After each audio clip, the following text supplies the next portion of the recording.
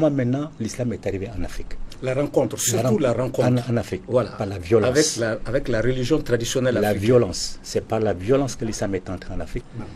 Les Almoravides, on connaît les Almoravides, ils sont rentrés, les Almoravides ou les Almoratabines, ils sont venus effectivement, ils ont disloqué le reste de ce qui restait de l'Empire du Ghana.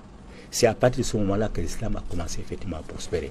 Parce que comment on peut envoyer des émissaires dans un pays qui ne parlent pas votre langue? Comment vous allez dialoguer avec eux? Comment peut-on nous faire comprendre que l'islam a réussi par le verbe à convaincre les Africains? Mais comment? Les Africains ne parlent pas arabe, eux ne parlent pas africain. Comment ils ont réussi? C'est par la violence qu'ils ont réussi. Ça, personne ne le conteste. C'est la raison pour laquelle il ne faut pas oublier que l'islam a commencé l'esclavage des Noirs bien avant le christianisme. L'islam a commencé dès le XIe siècle. Le christianisme a commencé au XIVe siècle. Le christianisme a été interrompu vers la fin du XVIIIe siècle, non, XIXe siècle. L'islam continue encore aujourd'hui dans certaines régions du monde. Donc l'islam est entré en Afrique par la violence, le Coran et le sabre. Ce qui existe en Afrique, c'est la captivité. Quand on soumet un peuple, effectivement, et ce sont seulement les guerriers qui sont recueillis dans leurs valeurs militaires qui deviennent des captifs. Certains même, on leur confie, le roi leur confie ses trésors, leur confie sa famille. On a vu Sakura, c'est l'exemple qui est connu, un captif impérial qui est devenu empereur du Mali. C'est seulement en Afrique qu'on peut voir ça. C'est la captivité qui existe. C'est le même résultat. C'est pas la même chose. C'est le même résultat. Mais non, puisque le captif, lui, il est intégré dans sa famille. C'est la raison on dit Yerewolo ou pas Yerewolo. Yerewolo, pas Yerewolo sont les captifs qui ont pris le nom de leur famille d'adoption. Donc ça veut dire que le captif n'a jamais subi le sort d'un esclave. Ça n'a pas de comparaison possible. Jamais. L'esclavage, c'est l'islam qui l'a installé. Quand l'islam, quand les rois devenus musulmans, quand ils arrivaient à vaincre un peuple, le peuple choisissait. Plus les Arabes qui venaient du Moyen-Orient, on imposait aux familles vaincues soit l'islam, soit la réduction en esclavage. Et Soumaoro Kanté est connu pour avoir été un des plus grands, sinon le plus grand anti-esclavagiste au monde. C'est lui qui a commencé à mettre fin à cette tradition-là. Ensuite, les Sunnata Keita ont complété. Le djihad, c'était une guerre d'islamisation des peuples qui ne l'étaient pas.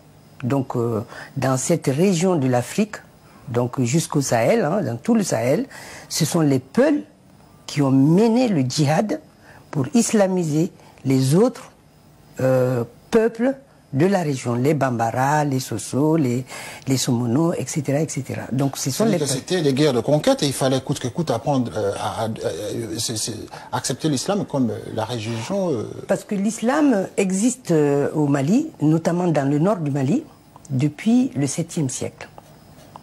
Vous avez des villes comme Tombouctou et Djenné, qui étaient des villes qui étaient extrêmement connues, qui avaient des universités, notamment à Tombouctou, au XIIIe siècle. Il y avait une des plus grandes universités de l'islam se trouvait à Tombouctou, donc au nord du Mali, dans l'empire Songhai. Donc les Maliens de cette région sont habitués à l'islam. Et il se trouve que ce sont les Sonrai, les Peuls, etc., qui étaient là, et puis les Berbères almoravides, qui avaient conquis le Mali pendant un certain temps et qui se sont installés là. Donc, quand l'empire du Mali, le dernier empire du Mali, l'empire Songhai plutôt, a battu de l'aile, il y a eu d'autres empires qui se sont créés. Chez les Peuls, dans le Massina, et chez les tout couleurs, vers la région disons, du Sénégal, etc., Caille et tout ça, avec El Hadj Omar Tall. Donc ce sont ces deux-là qui ont islamisé le Mali en menant des guerres, mais vraiment des guerres religieuses. Dans cette religion musulmane, les Noirs, parce que bon, en général, c'est les Arabes qui ont amené cette religion chez nous, en partant du Maroc, parce qu'ils avaient colonisé, les Marocains étaient venus effectivement faire la guerre et ils se sont installés là, surtout dans la région de Tombouctou et tout ça. Mais dans cette religion, on a les Africains noirs pouvaient être des marabouts, c'est-à-dire les marabouts, c'est pas celui qui fait des gris-gris. Le marabout, c'est celui qui va enseigner l'islam, c'est celui qui est érudit, hein, donc qui va transmettre la connaissance islamique à travers les versets, etc., etc., à travers l'écriture, etc. Et donc, dans ce Sahara, Ouais. le Mali, le Sénégal, Ouais. y compris même le Bénin, je crois, Oui. tous ces pays environnants ont connu la même influence. Tout à fait.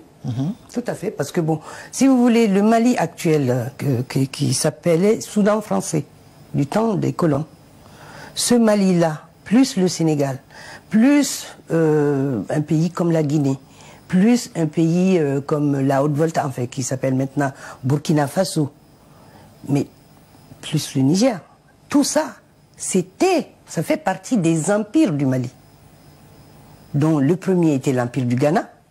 Ensuite, il y a eu l'empire Songhai qui a été occupé un moment par les Almoravides.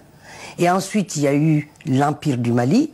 Après, il y a eu l'empire Songhai qui a grandi avec Soni Alibert et Laskia Mohamed.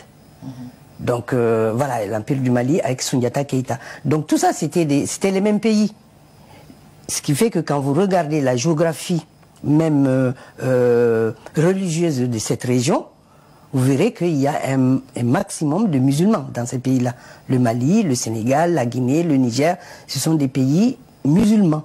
Parce que c'était des pays qui appartenaient à la même entité politique. C'est le colon qui a morcelé cette partie de l'Afrique pour pouvoir mieux gérer. Donc, à un moment, on a appelé ça la balkanisation de l'Afrique. Parce que tout ça, normalement, c'était les mêmes pays. Donc, effectivement, c'était pas facile de gérer. Donc, le colon a morcelé. Ils ont fait des petits pays qu'ils ont appelés, voilà quoi, Sénégal, Mali, Burkina Faso, qui s'appelait Haute-Volta, etc., etc. Mais sinon, c'est le même peuple. C'est le même peuple. Dès 639 ou 640, ça n'arrivait plus à contenir dans la péninsule arabique. Donc, l'expansion a commencé. Quand le prophète est mort, ceux qui l'ont suivi ont décidé de répandre cette religion ailleurs dans le monde. Ils sont arrivés chez nous, en Afrique, en 640. Et ils ont commencé à construire les premières mosquées et à s'étendre petit à petit, à partir de l'Égypte, toute l'Afrique du Nord. Et ils sont arrivés chez nous, au Mali, dans notre ancien empire qui s'appelait Ouagadou à l'époque. Et c'est fait autour des années 663. Voyez-vous, que l'islam est arrivé au Mali moins de 100 ans après la création de l'islam. Moins de 100 ans. Donc c'est très vieux. Donc nous vivons ça depuis presque 1000 ans. Ce qui fait que les Maliens actuels ne savent même plus faire la différence entre ce qui est de l'islam et ce qui est de la vraie tradition africaine. Il est important pour nous de savoir qu'est-ce qui nous appartient et qu'est-ce qui appartient à l'autre. Parce que même dans notre langage, il ne s'agit plus seulement de l'islam, mais c'est l'arabe, l'arabisation.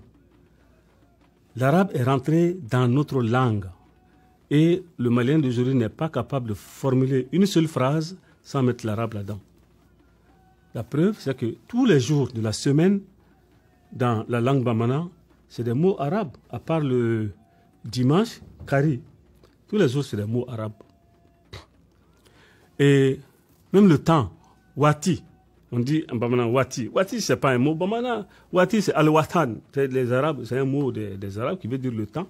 Et on a traduit ça, wati, wati. Donc, au Mali, maintenant, tout le monde dit wati, wati sera. Wati, c'est un mot arabe. Et il y a beaucoup de mots comme ça.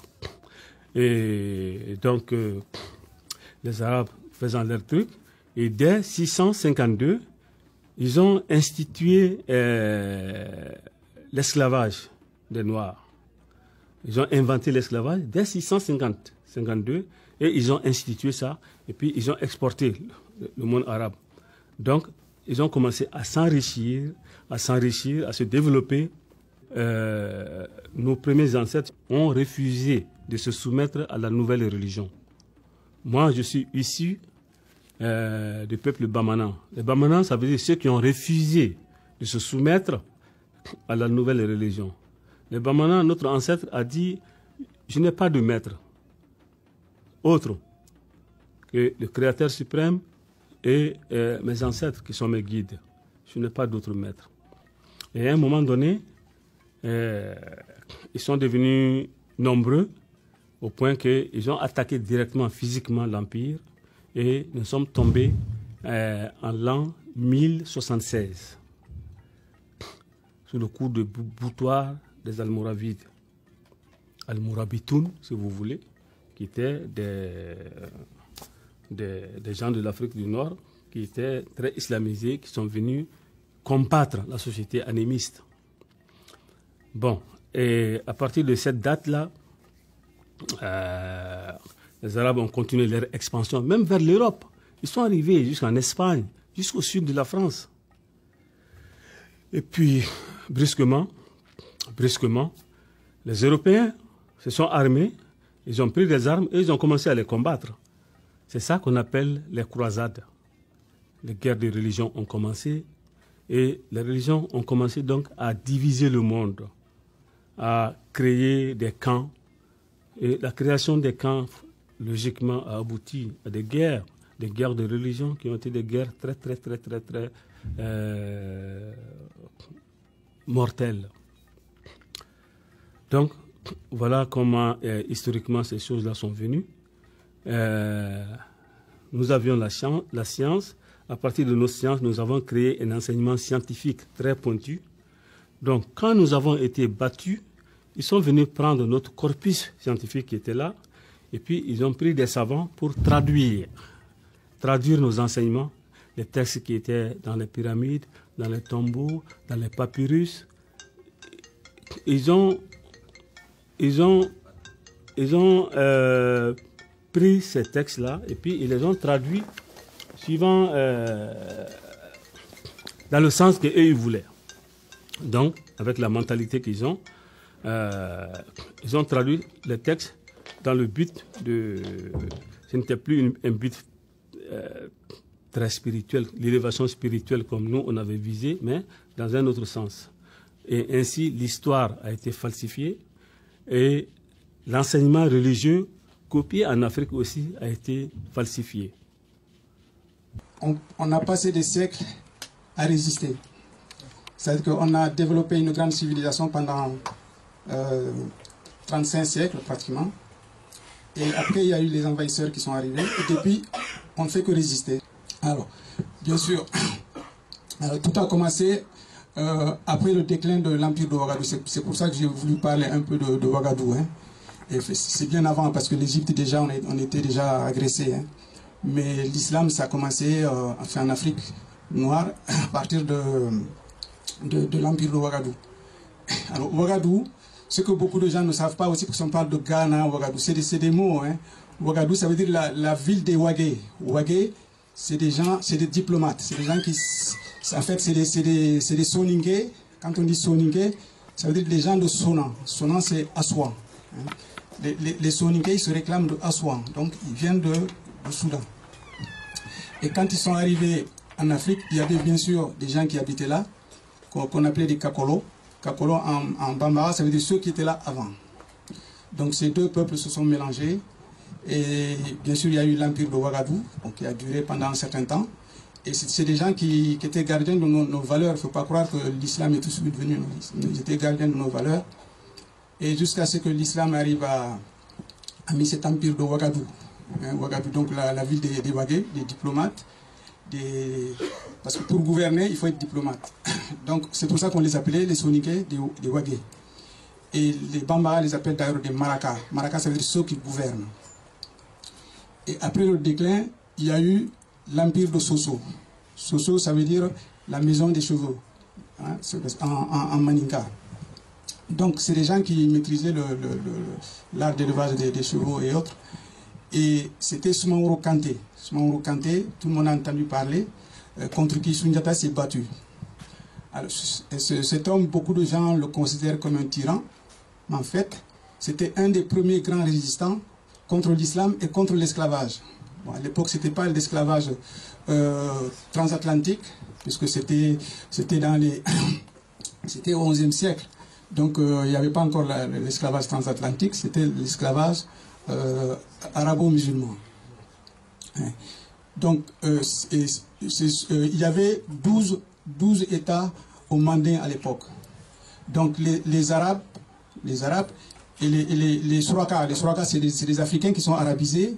Et les Soninké, se sont mis à faire du trafic d'esclaves. C'est-à-dire qu'ils faisaient des razzias dans les villages et il y avait une insécurité telle que le pays est devenu invivable. Donc, Soumaoro Kanté, c'est un forgeron. Donc, un forgeron donc, qui maîtrise l'art de... Alors, il faut que vous dise aussi un mot sur les forgerons. Dans la tradition africaine, on dit que le forgeron est le premier enfant de Dieu. Le forgeron. Pourquoi? Parce qu'on dit que le forgeron, tous les humains, quand on mange, maintenant c'est plus ça, c'est avec l'industrialisation, mais avant, les outils avec lesquels on débroussaille les champs, c'est les forgerons qui les fabriquent. Les outils avec lesquels on sème, c'est les forgerons qui les fabriquent. Les outils avec lesquels on récolte le mil, c'est les forgerons qui les fabriquent.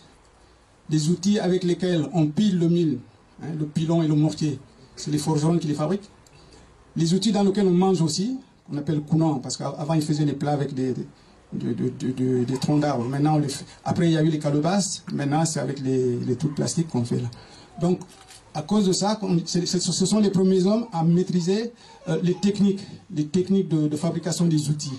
Donc c'est pour ça qu'on dit que c'est les premiers enfants de Dieu, hein, les forgerons. Donc Soumaoro faisait partie de ce... Mais le métier en Afrique était lié à la spiritualité. C'est-à-dire que je n'étais pas un spécialiste de ça comme ça, non. Parce que l'Africain avait tout le temps tendance à lier sa vie quotidienne avec ce qui est divin, ce qui est mystique. Donc c'est pour ça d'ailleurs que on ne peut pas être forgeron qui veut. C'est quelque chose qui est transmis de père en fils. C'est héréditaire. Voilà. Je ne décide pas demain de devenir forgeron, comme je ne peux pas décider demain d'être djeli. Djeli, j'évite le mot griot parce que tout à l'heure il y a des jeunes qui m'ont posé la question sur la notion de griot et de djeli. Alors il faut savoir que griot c'est une insulte aussi parce que c'est les Portugais, quand ils sont arrivés en Afrique, dans la cour des rois, ils ont vu que les djeli criaient, quoi. Enfin, quand ils parlaient, ils criaient fort. Donc les Portugais ils les ont appelés criado, criado. Et criado a fini par devenir griot. Alors, or que nos ancêtres les appellent, en tout cas dans la langue mandingue, les djeli. Djeli, ça veut dire le sang. Pourquoi le sang? Parce que nos ancêtres disent que pour qu'un être humain puisse vivre, il faut qu'il y ait du sang qui coule dans ses veines, pour qu'il puisse rester en vie. Le jour où le sang cesse de couler dans vos veines, vous ne pouvez plus vivre. Donc de même, pour une société, pour une nation, il faut qu'il y ait du sang qui coule dans les veines de la société. Et donc ce sang, c'est les griots qui symbolisaient ça. Leur rôle, c'était de souder la société et de conseiller et aussi de transmettre les valeurs, etc., etc. Mais maintenant, c'est devenu autre chose. C'est plus, comment dire, chercher de l'argent ou autre, faire fortune que de jouer leur rôle principal, les griots. Voilà. Donc, et c'est sous un roi que on parle beaucoup de Kankou Moussa. Kankou Moussa. Il y en a qui disent Kankan Moussa, d'autres qui disent Kankou Moussa. Bon, déjà, le Moussa, vous voyez un peu que ça sonne... voilà. C'est un des rois, bon, Sundiata Keita, bon, c'est lui qui a formé l'empire du Mandé. C'est lui qui a formé l'empire du Mandé. Il faut savoir que Soumaoro Kanté, donc, quand il a vu que le pays était en train d'être rasié par les Arabes, il est venu au Mandé, parce qu'il était Soso, lui. Il n'y avait pas encore l'empire de Mandé, il était à Soso. Il est venu voir les Mandingues, donc ce sont ses voisins. Il leur a dit, venez vous joindre à moi. Il a constitué d'abord une armée. Il a fabriqué des armes. Il a constitué une grande armée. C'est aussi un gars qui possède les, comment on appelle ça, les connaissances mystiques. Hein, Soumaoro Kanté. Donc il est venu voir les dignitaires de Mandé. Il a dit, venez vous joindre à moi pour combattre les esclavagistes parce que sinon ils vont nous décimer. Si on les laisse faire comme ça. Alors, les dignitaires lui ont répondu, ils ont dit, toi tu es un forgeron. Tout ce qu'on te demande, c'est de nous fabriquer des outils pour qu'on puisse travailler et faire la guerre. Mais tu n'as pas à venir nous donner des ordres pour combattre les esclavagistes. Bon, il a dit, c'est ça votre réponse? Ils ont dit, oui, il est parti. Il est revenu une deuxième fois leur demandé, ils lui ont répondu pareil. Troisième fois, il est venu, il leur a demandé, ils lui ont répondu de la même manière. Il a dit, bon, c'est comme ça que vous me recevez les gens demandés. Moi, je vois le danger à la porte de nos États. Et je viens vous demander de vous joindre à moi. Je me suis organisé depuis des années à constituer une armée forte pour les combattre. Et tout ce que vous trouvez à me dire, c'est de dire va nous fabriquer des outils plutôt pour travailler. Et il a dit je vais revenir au Mandé, mais cette fois-ci, quand je vais venir avec du métal fondu et je vous ferai boire tous du métal fondu. Donc il a été vexé. Quelqu'un a parlé des Africains, ils tiennent leur parole. Et à l'époque, quand ils disent quelque chose, ils le font. C'est-à-dire que s'ils vous disent je te tue demain, ou vous le tuez, ou ils vous tuent, quoi. Voilà, donc Soumaoro Kanté, il a dit ça aux sages de Mandé.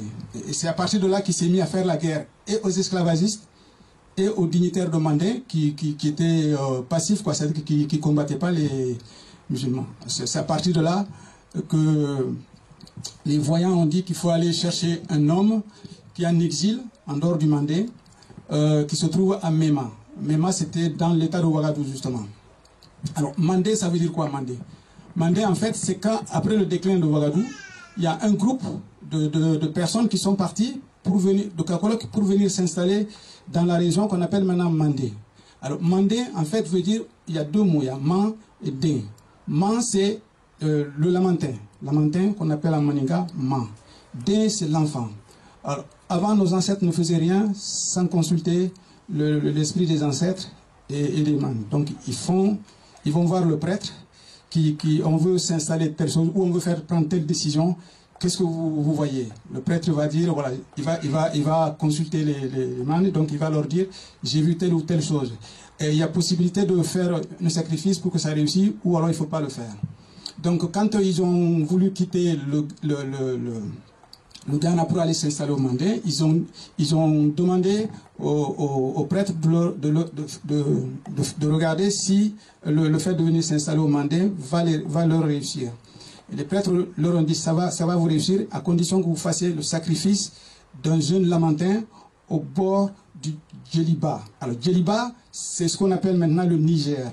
Djeliba, pourquoi aussi Djeliba? Parce que Djeli c'est le sang encore, Ba c'est fleuve, ça veut dire le fleuve du sacrifice. C'est pour ça que les Mandingues appellent le fleuve Niger Djeliba.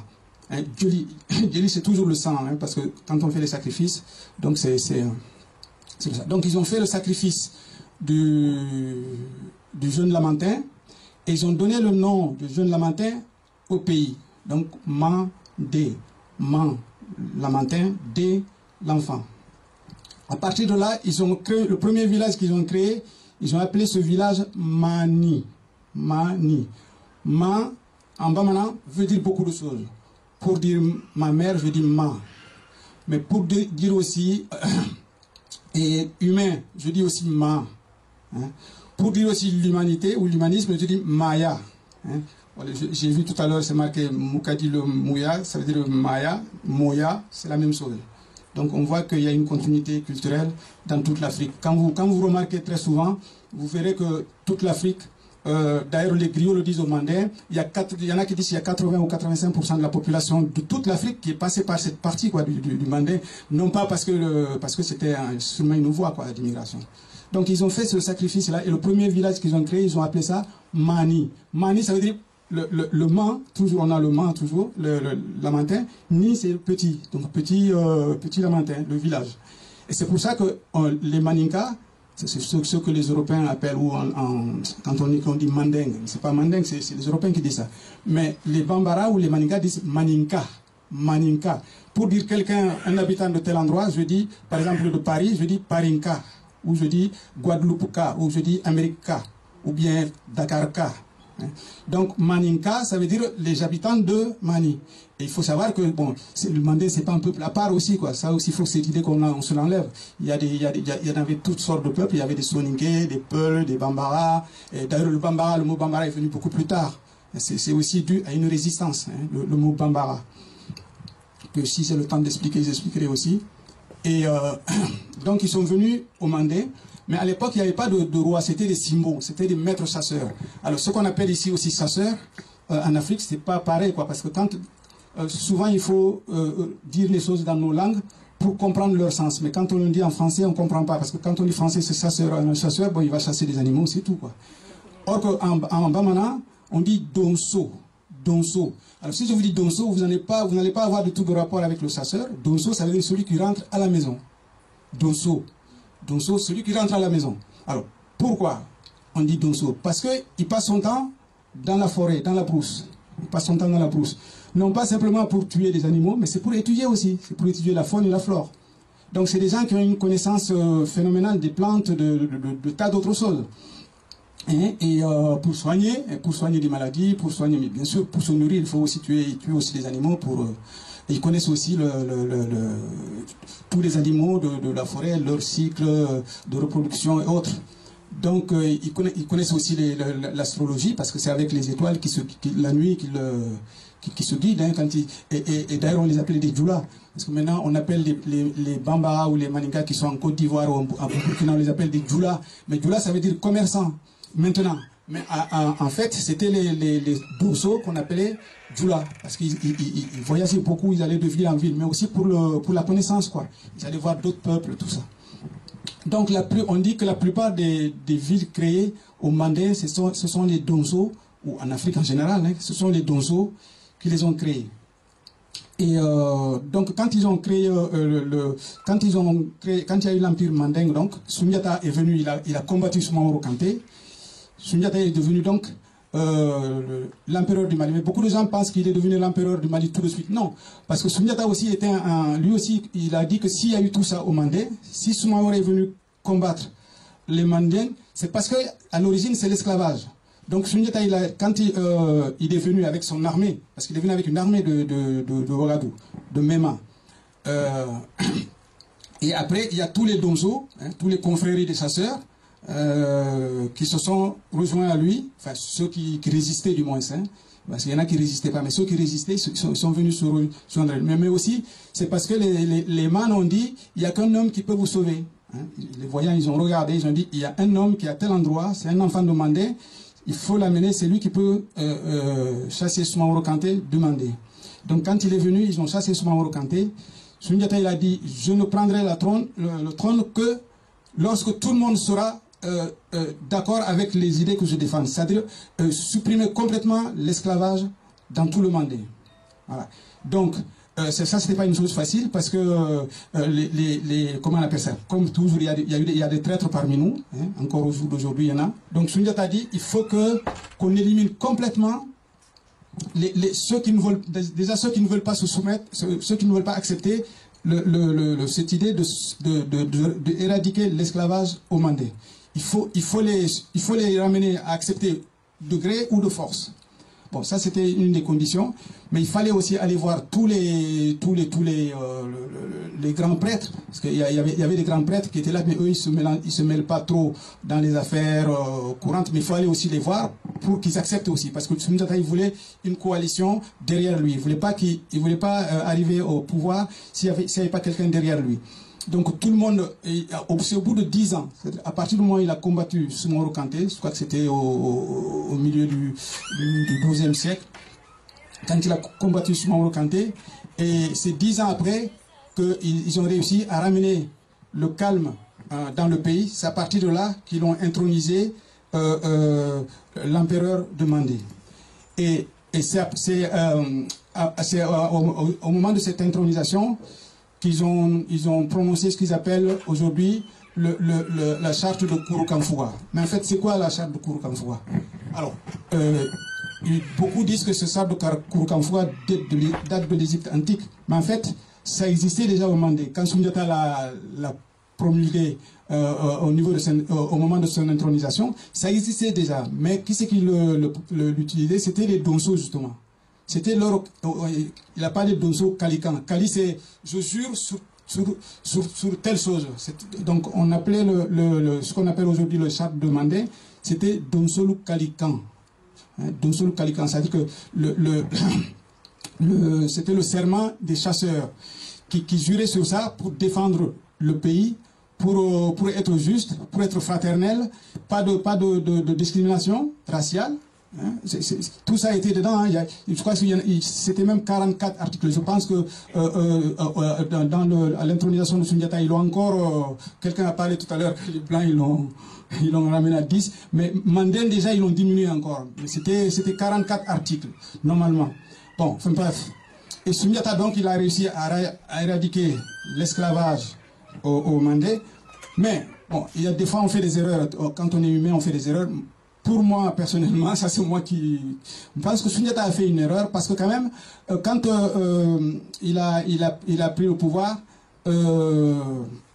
il a fait ce qu'on appelle... Il y avait, on dit qu'au Mandé, il y a 16 porteurs de carquois. C'est-à-dire 16 familles. Quand on dit 16, c'est des familles, hein. C'est des familles guerriers, donc, c'est des militaires qui défendent tout. Et il y a 4 familles de Ngara. Ngara, c'est des hommes d'art. Hein. C'est des djélis, justement. C'est des forgerons. C'est des cordonniers. Et c'est des finins. Les finins, c'est des gens qui ont l'art de la parole, justement. Hein, c'est leur... Donc, il y avait ces 4 familles. Donc, Soundiata les a proclamées officielles. Et il y avait aussi ce qu'on appelle 5 familles maraboutiques. Alors, tout à l'heure aussi, les jeunes m'ont parlé de marabout. Donc, quand on parle de marabout, évidemment, c'est l'islam, hein, c'est l'étude de... Donc il y avait 5 familles maraboutiques aussi. Mais que Soundiata a reconnu aussi. A reconnu comme des conseillers des Mandinka. Bon. Pour moi, je pense que ça a été une erreur. Parce que, bon, on dit que la construction des mosquées au Mandé date du 7e siècle. Première mosquée qui a été construite. Mais bon, il n'y avait pas de prosélytisme, c'est-à-dire qu'on n'allait pas voir les gens. Et comme vous l'avez dit, l'Africain, lui, il ne pousse pas quelqu'un de venir à sa religion, quoi. Voilà. Ça, même quand ça vous plaît, vous venez, il est réticent. Il voit d'abord si vous êtes sincère et si vous avez toutes les qualités humaines requises, il vous accepte. S'il ne vous accepte pas, si vous voulez rentrer dans une religion africaine. Hein. Or que les autres, ils venaient, ils allaient voir les gens, il faut laisser. Alors, donc, quand Soundiata a fait ça, moi je pense que ça a été parce que ça a donné une certaine force aux musulmans, aux Mandés. Pour ça, je me permets de le dire, hein, et j'ai pas peur de le dire parce que il l'a fait, quoi. Voilà. Et c'est à peu près entre 100 et 150 ans après l'intronisation de Soundiata, il y a un des empereurs qui s'appelle justement Kankou Moussa, hein, Kankou Moussa, que tout le monde entend parler. Je vois souvent marqué l'homme le plus riche du monde. En fait, il a dilapidé la richesse impériale, c'est tout. C'est pas sa richesse à lui. Donc, cet homme a supprimé, a combattu des prêtres de tradition africaine. Parce que pour lui, il faut maintenant construire des mosquées. Il faut arrêter de faire ce qu'ils appellent les bolis, les fétiches, tout ça. Il faut arrêter tout ça. Il a fait le pèlerinage à la Mecque, tout le monde parle de ça aussi, hein, qu'il a dilapidé, c'est là où il a dilapidé tout l'or. Et il a intégré il a laissé les Arabes donc revenir prendre des esclaves en Afrique et tout. Et c'est au cours de cette période, qu'il y a, parce que ce qu'on appelle des Dogons, en fait, c'est des Keïta, c'est des Traoré, c'est des machins. Il y a un groupe, ils ont dit, les choses commencent vraiment à aller mal, et si on continue à laisser à rester comme ça, ben on va disparaître. Alors, il paraît qu'à cette époque-là, il y avait 4 bolis. Ils appellent ça des Djo en mandé. C'est des fétiches protecteurs, quoi. Il y en avait 4, et que les Mandingues ne mettaient rien devant ces 4 fétiches, même pas Dieu, parce que pour eux, Dieu a fait sa création, donc il ne s'occupe pas des problèmes des autres. Donc, tout ce que... c'est à l'homme lui-même de se protéger. Hein. Eux, ils disent pas Dieu va me protéger, c'est Inch'Allah, voilà, ils disent. Donc, eux, ils avaient leur boli qui les protégeait. Je m'excuse pour mon français qui n'est pas clair. Mais bon, j'espère que vous comprenez ce que je dis. Hein. C'est ça l'essentiel, surtout. Hein. Et donc, ce groupe de personnes, d'abord, j'ai commencé à parler du nom, le nom. Alors, vous savez que pour dire le nom en bamana, on dit Toko. Toko. Ça veut dire quoi? Ça veut dire ce qui reste derrière. Ce qui reste derrière. C'est le nom qui reste derrière. Mais il y a d'autres, il y a 2 noms. On dit qu'il y a le nom que tes parents te donnent à la naissance. Ton prénom. Par exemple, moi je m'appelle Demba. C'est le nom que mon père et ma mère m'ont donné. ou ça peut être mon grand-père, ou ça peut être ma soeur, voilà, qui me donne. Mais ce nom, pour nous, c'est simplement pour te désigner parmi les gens. Mais ce nom n'est pas un vrai nom. On dit que le vrai nom, c'est le nom que tu te crées toi-même. C'est le nom que l'homme ou la femme se donne lui-même. Mais comment on acquiert ce nom-là? C'est par nos actes. C'est-à-dire que c'est tes actes qui vont te donner un nom. Par exemple, quand on dit Sundiata, ben, ce n'est pas Sundiata qu'on voit derrière. On voit l'action que Sundiata a menée. Quand on dit Moulefi Keïta à santé, ben, on ne voit pas le nom Moulefi Keïta à santé, quoi. On voit le travail qu'il fait. Quand on dit Cheikh Anta Diop, c'est le travail qu'il a fait, qui a donné son nom. Ce n'est pas le nom que son père et sa mère lui a donné. Donc ça c'est important parce que je vois beaucoup de frères qui donnent des noms égyptiens, des trucs anciens, mais ça ne suffit pas. Ça ne suffit pas, c'est l'acte qu'on pose, c'est les actes qu'on pose qui va donner un nom à quelqu'un. C'est ce qui va faire que demain, quand vous allez disparaître, les gens ils vont dire « Ah, il faisait ça, il savait faire ça, il a fait ça de bien autre. » Mais si vous avez un grand nom de Imhotep, vous n'avez rien fait ou vous faites quelque chose de mal, demain vous allez mourir, personne ne va parler de vous. Hein. Donc, pour dire l'importance de nom, après il y a ce qu'on appelle le nom de famille. Bon, on appelle ça, nous, Djamou. Djamou, Dja, c'est l'image ou l'ombre. Quelque chose qui englobe ou qui induit ton ombre. Ça, c'est un nom qui désigne le groupe de personnes. Hein. Par exemple, moi, on me dit Koulibaly, ben, on ne voit pas Demba, on voit tous les Koulibaly. Mais ça pose aussi une acte, parce que les Koulibaly, ils ont pu faire des mauvais actes ou des bons actes, voilà. Mais ça désigne un nom. Ça n'a pas, tandis que le nom, le prénom est souvent symbolique. Hein, on dit Tokoro. Donc quand tu meurs, ton nom il reste derrière. C'est pour ça qu'on dit Toko. Toko. Voilà. Alors, ça c'était une parenthèse. Donc quand Kankou Moussa a commencé à faire ça, il y a un groupe de prêtres, parce que c'est des prêtres, c'est pas des gens simples quoi, parce qu'ils qui n'ont pas de, mais c'est des prêtres qui tenaient à garder leurs valeurs, leur tradition ancestrale. Ils se sont dit, il y a la moitié qui commence à dire ah ouais il faut accepter, il faut rentrer dans le Dina. Dina c'est Dina là parce qu'ils disent Dina aussi. Hein. Et il faut laisser nos trucs là, c'est vrai. Et d'autres commencent à dire non. Bon, quand eux ils ont vu ça, ils ont dit il vaut mieux partir d'ici. Vite, vite, partons avec nos remèdes, sinon on va les perdre, on va tout perdre. Donc c'est à partir de là que, alors, on dit que c'est un groupe de 70 personnes. Bon, pourquoi 70 personnes? Parce qu'il faut savoir que le chiffre 7 aussi a une importance en Afrique. Bon, si vous faites des recherches ou des jeunes, vous verrez l'importance des chiffres. Hein. Par exemple, on dit que chaque individu, tous les 7 ans, on change. C'est-à-dire un enfant qui est né, les 7 premières années, son environnement, c'est sa mère. Son monde, c'est sa mère. Quoi. Il ne connaît pas autre chose. Et la mère aussi, c'est-à-dire que pendant les 7 premières années, son enfant, il ne peut pas rester longtemps sans voir son enfant ou avoir de ses nouvelles. Donc, les 7 premières années, l'enfant, mais c'est pendant ces 7 premières années que l'enfant va lui donner, apprendre la langue, par exemple.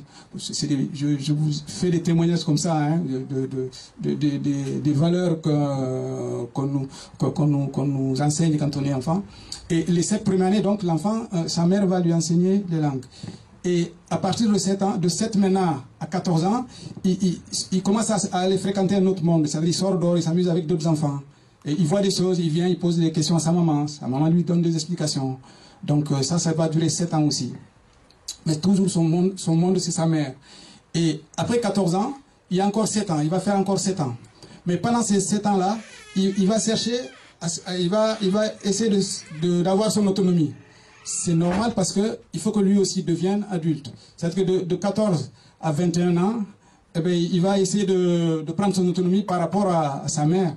Essentiellement, hein. Alors, pour vous expliquer aussi la notion de père et de mère, en tout cas dans ma langue, pour dire père, on dit mfa, mfa. Mais mfa veut dire, alors, tue-moi, ça veut dire aussi remplis-moi, mfa. Voilà. Et pour dire la maman, on dit mba. Mba, ça veut dire grand, ça veut dire aussi tendre. Et alors, j'ai posé la question un jour à un initié, je dis, c'est quoi, pourquoi on dit, la maman on dit mba, et le père on dit mfa. Il me répond de façon simple, il me dit, ifabi lafa, ibabi bambam. Alors ça veut dire quoi? Ça veut dire que ton père, il te nourrit, c'est-à-dire qu'il va chercher la nourriture, il te le donne, tu manges. Mais c'est ta mère qui te forme, qui te tend.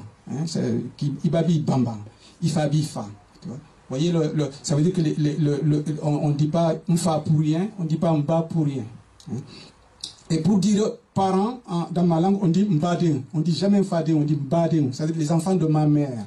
Les enfants de ma mère. Et pour dire mes adversaires, on dit mfadin, les enfants de mon père. Pour ça aussi, j'ai posé la question pourquoi. Bon, je ne vais pas rentrer dans tous ces détails-là, mais qui ont leur importance.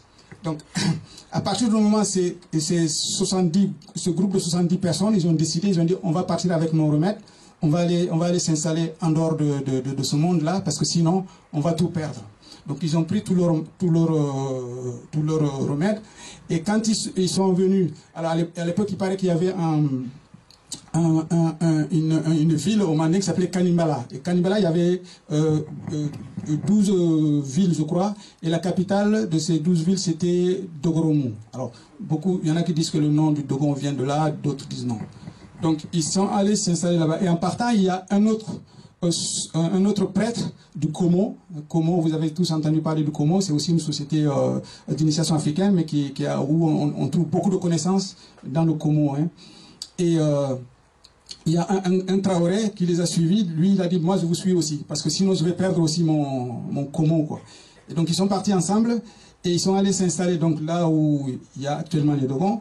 Et ils ont dit, bon, nous, on est tous des Konaté, parce que Keita, le mot Keita aussi, Keita veut dire, en fait, prendre l'héritage. Le patronyme Keita. Keita, en maninga, ça veut dire prendre l'héritage. Alors pourquoi prendre l'héritage? Parce qu'il y a eu encore comment on appelle ça, de la trahison. Hein? Et ils sont partis donc, ils sont allés s'installer. Et ils ont dit, bon, nous on est 70, lui il est tout seul. Donc si on veut s'entendre avec lui et le mettre à l'aise, on va le nommer chef. Donc vous voyez aussi l'esprit africain. On dit, celui-là il est tout seul. C'est un Traoré, et nous on est tous des Konaté. Donc on va le nommer chef lui, comme ça il n'y a pas d'ambiguïté. Ils l'ont nommé chef lui. Donc, mais ils ont dit, alors, le problème c'est que les gens vont nous demander pourquoi on est venu ici. Alors si on nous demande pourquoi on est venu ici, on leur dit que c'est un secret. Ils se sont consultés, il ne faut jamais dire pourquoi on est venu ici. Donc pour dire secret en bamana, ça veut dire guindo. Guindo. Vous remarquerez au Mali, la plupart des Dogons, quand vous allez essayer les Dogons, tous les Dogons d'ailleurs, quand vous dites n'importe quel Dogon guindo, il vous répond. La plupart des guindos, ils répondent au patronyme guindo. Guindo, ça veut dire secret. Pourquoi vous êtes venu ici? C'est un secret. Ils ont dit, il ne faut jamais dire pourquoi on est venu ici. Donc, vous voyez, c'est pas un peuple à part qui est né là, comme ça, là, et voilà. Mais ça veut dire c'est des connaissances que tout le monde, enfin, tous les initiés, grands initiés possédaient plus ou moins. Mais il y en a certains qui ont décidé qu'il faut aller les mettre à l'abri. Donc, qui ont résisté. Et qu'ils ont dit, il faut aller mettre à l'abri ces protections. Donc, c'est comme ça qu'il y a eu donc les Dogons avec toutes les sciences qu'ils ont, que maintenant tout le monde en parle, quoi. Voilà, c'est parce qu'il y a des résistants qui ont voulu, ils ont dit, si on laisse là, l'islam va tuer notre tradition. Donc il faut fuir l'islam. Voilà, pour ce qui concerne les Dogons. Et ça, c'était sous Kankou Moussa, donc, hein, l'empereur Kankou Moussa. Alors, pourquoi Kankou Moussa avait beaucoup d'or? Il faudrait aussi dire deux mots là-dessus.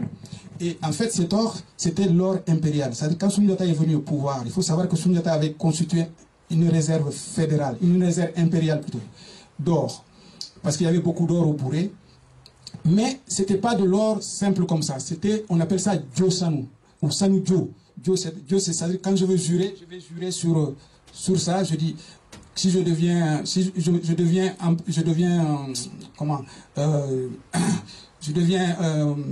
roi de telle région, si je trahis,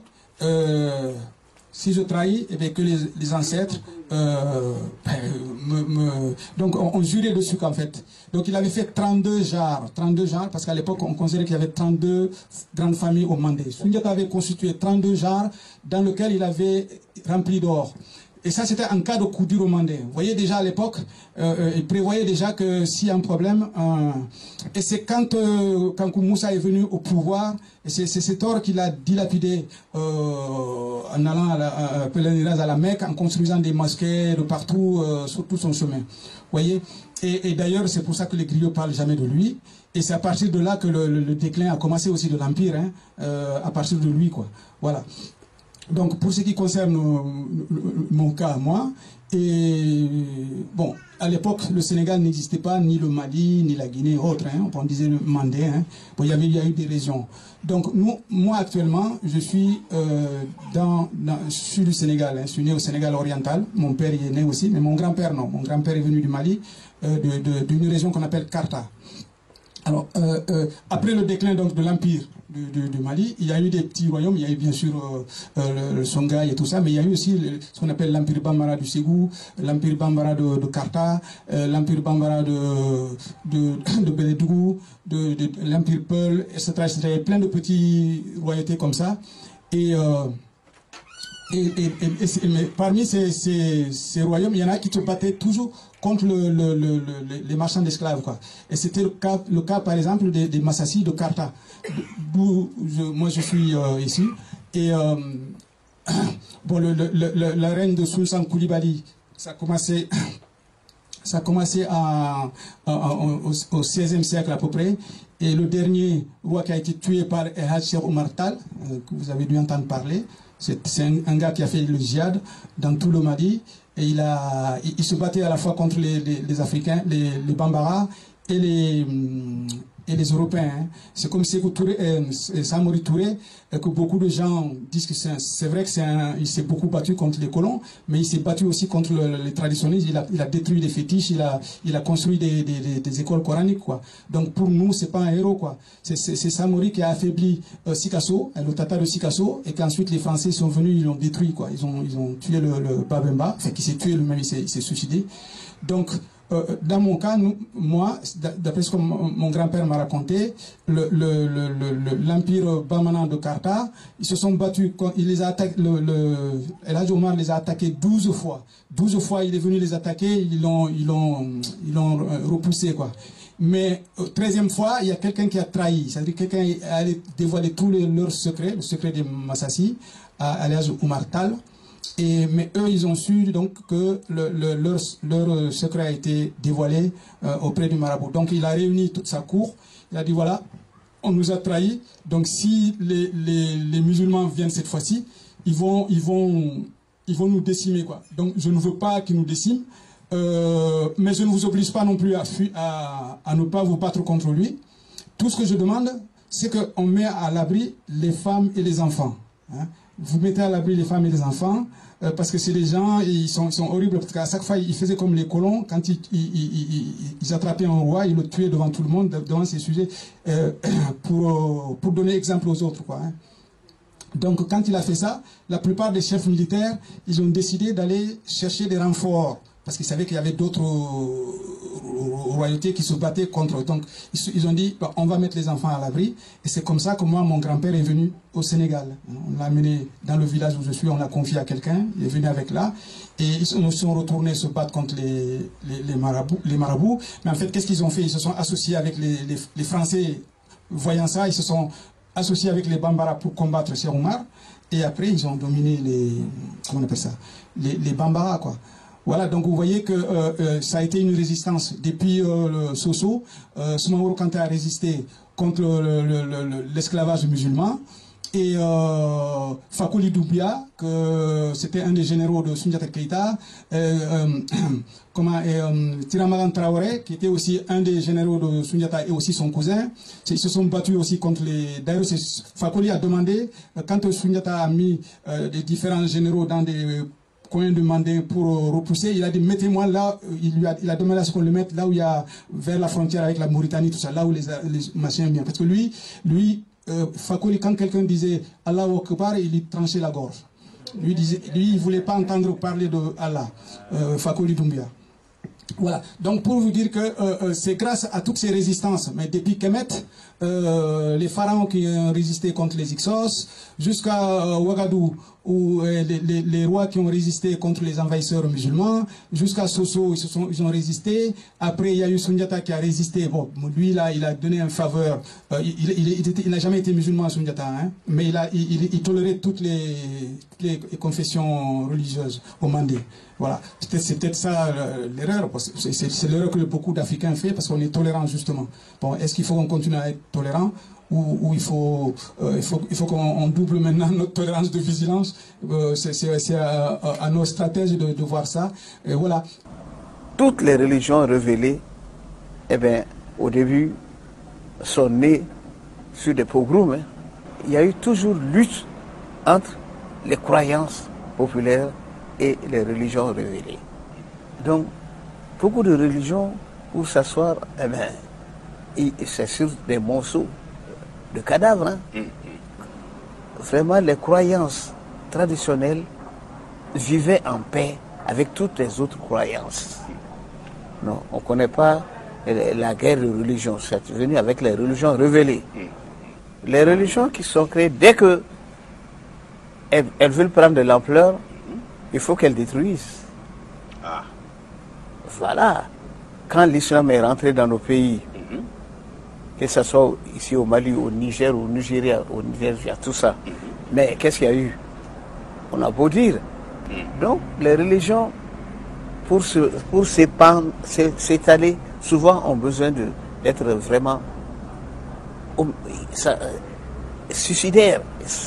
D'abord pour elles-mêmes, mais pour ceux qui ne sont pas de leur religion, on les prend pour des mécréants, bons à abattre. Donc, vraiment, on ne peut pas dire que les religions ne sont pas... Non, si, elles ont été au début facteurs de dissolution de la société.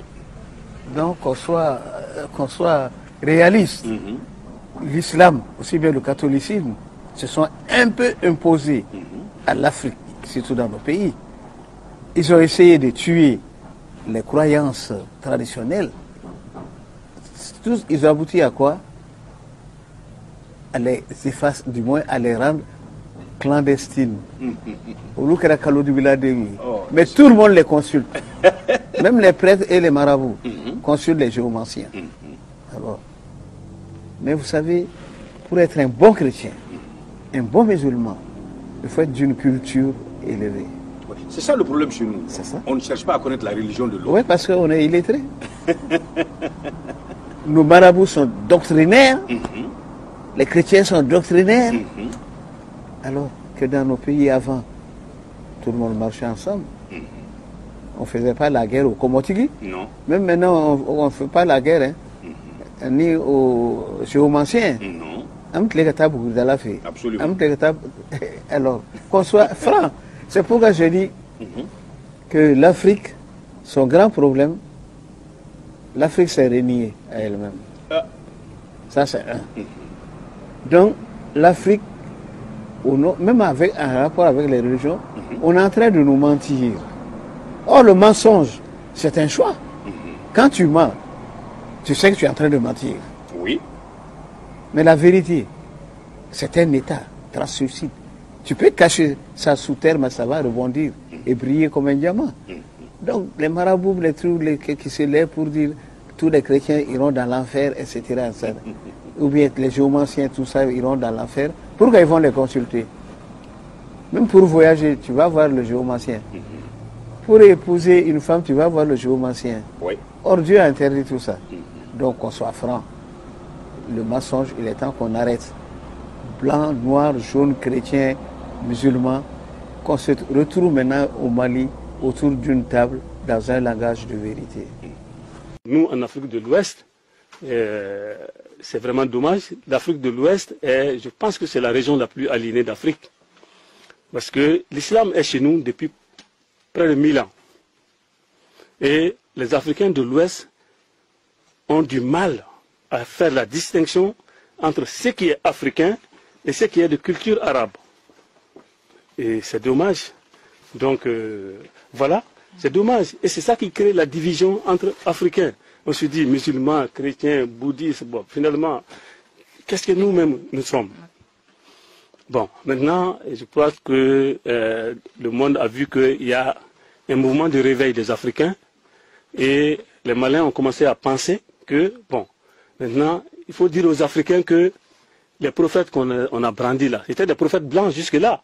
Et subitement, on nous dit que oui, c'était des prophètes noirs. Et voilà, donc c'est encore créer la confusion et l'amalgame dans notre esprit. Même si ces prophètes étaient des noirs, ce ne sont plus des Noirs qui ont la culture africaine, la science sacrée africaine. Donc, qu'ils disent que Jésus soit noir, Mohamed soit noir, bon, nous, ça n'a aucune importance pour nous. Donc, pour nous, c'est des religions des Arabes, des peuples indo-européens, ce ne sont pas des religions africaines. Et si vous voyez que l'Afrique vit aujourd'hui dans l'abîme, c'est parce que les Africains ont abandonné leur spiritualité. Nous sommes devenus chrétiens, musulmans et toutes sortes. Bientôt, on aura des Africains bouddhistes et hébreux et tout. Nous avons abandonné ça. C'est ça le drame. La renaissance africaine ne se fera pas sans sa spiritualité. Vous voyez, il y a beaucoup, nos aînés, ils ont tenté de faire l'unité africaine, la renaissance africaine, mais ça ne marche pas parce que le ciment n'est pas là. Le socle de toute civilisation, c'est la croyance religieuse. Et tant qu'on n'a pas ça, uniformisé ça en Afrique, on aura toujours des Africains, des conflits entre Nord-Sud, des musulmans, chrétiens et tout. Ils sont en train d'importer leurs conflits ethniques, leurs rivalités tribales en Afrique. Et c'est très dommage que les Africains n'arrivent pas à savoir que nous avons beaucoup plus puissant que tout ça.